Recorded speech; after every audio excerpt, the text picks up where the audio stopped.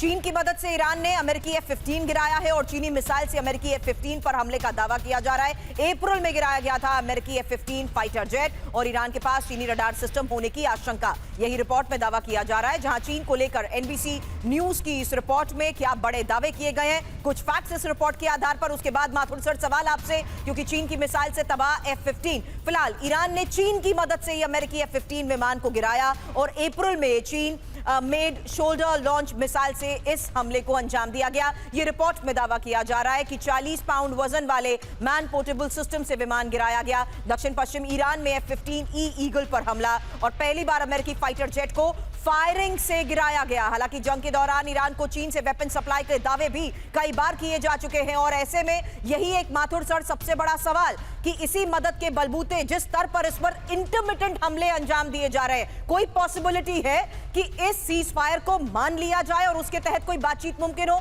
Mathur sir.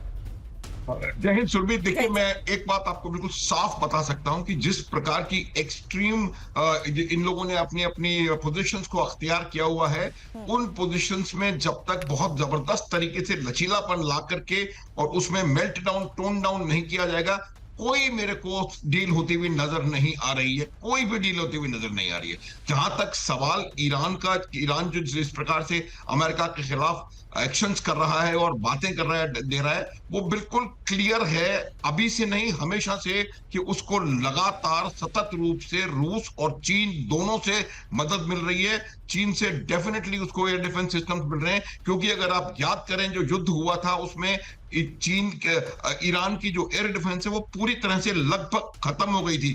Israel का एक भी जहाज को एक भी गोली, इतने जबरदस्त उन्होंने हजारों हमले किए और कुछ भी एक भी चीज उनको गिराई नहीं उन्होंने, ईरान ने। इसका अर्थ बिल्कुल साफ है कि उनके पास एयर डिफेंस लगभग निल थी और अब अगर वो एक F-15 गिरा पा रहे हैं, इसका मतलब ये है कि एयर डिफेंस का इक्विपमेंट निश्चित रूप से कहीं से उनको अभी मिला है और उसका प्रयोग करके वो कर पा रहे हैं। लेकिन फिर भी मैं आपको बता दूं सुरभि, ईरान की एयर डिफेंस की काबिलियत अमेरिका और इजराइल की एयर फोर्सेस के मुकाबले बहुत बहुत बहुत कम है। और आप ये देखेंगे कि अगर ये एस्केलेट होता है तो फिर एक बार पूरा तरह से एक छत्र कंट्रोल जो है अमेरिका और इजराइल की एयर फोर्सेस का ईरान के आकाश पर होगा और ये बात आपको देखने को मिलेगी। ये बात जानते हैं, ईरान वाले भी इस बात को समझते हैं। तो लगातार मदद मिल रही है, उससे एम्बोल्डन हो रहा है ईरान, लेकिन ईरान को ये जानना चाहिए कि मिलिट्री कैपेबिलिटी में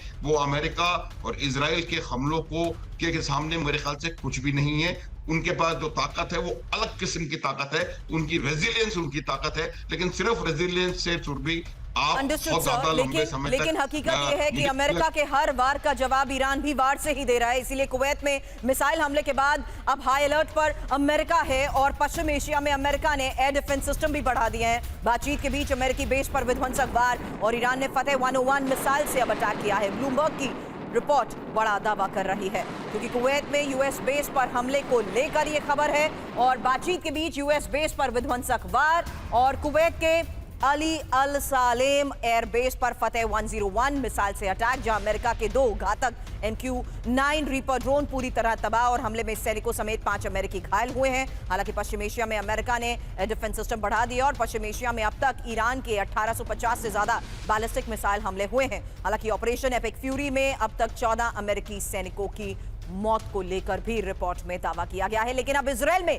हिजबुल्लाह का रॉकेट अटैक, आज की एक और सबसे बड़ी खबर है, जहां नहारिया में हिजबुल्लाह के रॉकेट हमले हुए हैं और नहारिया तट के नजदीक रॉकेट गिरा है। IDF ने कई रॉकेट मार गिराने का दावा भी किया है और ये गैलीली में भी हिजबुल्लाह का ड्रोन हमला है।